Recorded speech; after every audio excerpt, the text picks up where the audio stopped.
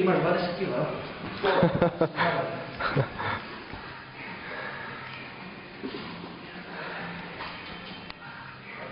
Eto Mirko, vidjeli smo jedan naporan trening, kakva je atmosfera u kampu? Pa atmosfera je dobra, kao i uvijek. Dobro, ozljeda nema nikakvih?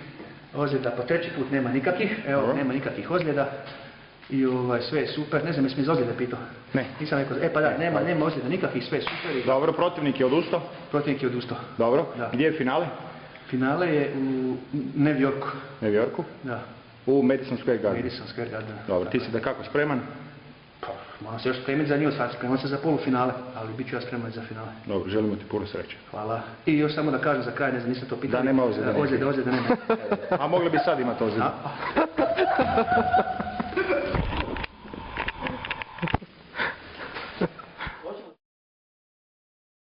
Kaže, vratio se Cigo iz Afrike, sad ekipa se sjurila oko njega, nas pa pitaju, kaže, alo Darko, kako je bilo, priča malo da čujemo šta je bilo, kaže, joj, dečki, to je katastrofa, voda, sora, strava, kaže, hodaš goli pesak, nema ništa, nema vlak, nema travka, nema sjena, ništa, budeš samo kuži sunce, prži u glavu, katastrofa i hodam tako, ni travke, ni vlake, ni travke, ništa, katastrofa, hodam, umirem, padam, uza skoro, katastrofa, kad čujem nešto diše, stenje.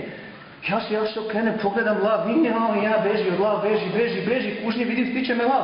Ja zviz gore u drvo i popnem se gore. Kad jedan Cigo kaže, alo Barko, čekaj malo. Pa sad si rekao, nema travka, nema vlak, nema stablo, kako sad drvo? Jedno kaže, šuti bre budalo, lav je to, nema tu, ima, nema. U školi da napišu zadačnicu na temu ima samo jedna majka. Ima samo jedna mama.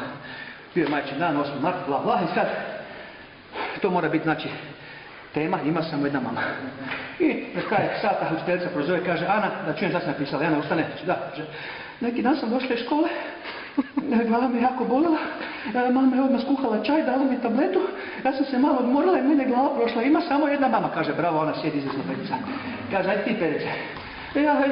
Ja sam neki dan došao iz škole i dobio sam jedinicu iz matematike, ali mene moja mama nije galamila, mi smo odmah uzeli, vježbali smo 3 dana matematiku, puno mi je pomagala, ja sam se 4. dan javio, stavio sam, dobio sam peticu, ima samo jedna mama, kaže, izvrsno, kaže, sjedi. Kaže, ajde ti, Ivice, šta ti imaš?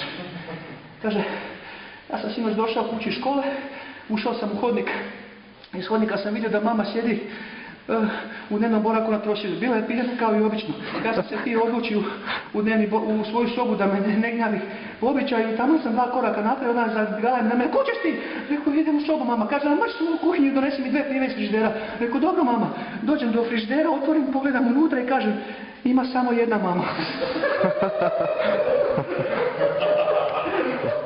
Mare mi forsira, njemu je ovaj dragić. Kaže, pričavao se neki doživljaj u društvu i sad kaže, moj veta kaže, kad se sjetim kad sam se vozio avionu prvi puta, kaže, ne možda kak je bilo. Ma i ovaj kaže, reći uđem u avion, sjedem, odmah si uhvatim mjesto kraj prozora, fino gledam, uživam, tamo na ovakvu visinu, kad neka banda skoči sa automatima, vidiću, svi glave dole, otmica, kontam, boli me ona stvar, nije moj avion, kotumaju. Ja gledam lijepo kroz prozor, i ovi kad ovi tamo idu nešto maltretiraju, a skontao sam odmah kad sam ušla neka mala dobra ispred mene sjedi i kaže, svi su fina i ovi kontam neko poslije ću je malo zašpehat, kad uvatimo, kad ona banda oko male i počeš je malo maltretirati, ovo ono, kad ovaj jedan je povuče za košu i drugi za sisu, tu ti ja poludim. I skočim i kažem, stani bando, kaže, ostavi malu majku vam vašu. Kad ovi automate okreneš kod mene, kaže, aj sad kad se praviš pametan lijepo s nama. I kaže, odvedeša me tamo, onaj hodnik od vrata i dođe taj šef njihov neki opasni lik.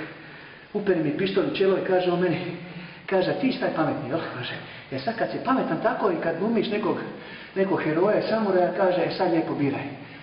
A kaže, šta da biram? Kaže, lijepo biraj, kaže, ili te svi guzimo i uskačeš. Pita ga ovaj jedan, kaže, i šta je bilo, je skako. Kaže mu, pa jesam malo u početku.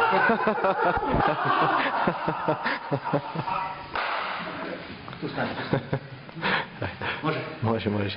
Znate onaj kad se vozili, Mario i Kiki se vozili i idu za rijeku. S autom. Biće dobro šta. I sad kod Karlovca neke 2 ženske stopaju, zgodne curice, Mario na kočnicu, one sjednu unutra, Bog reći možda rijeke, možda nema problema. I sad se Mario zapoljao, ne da mu vrag mira i ovo, sad se ustato. Kiki se tako i sad, i Kiki se sad uznemirio, malo se uzjebo i pio rekao Marija, kaže, Maki, neću mu javiti komade vojstva.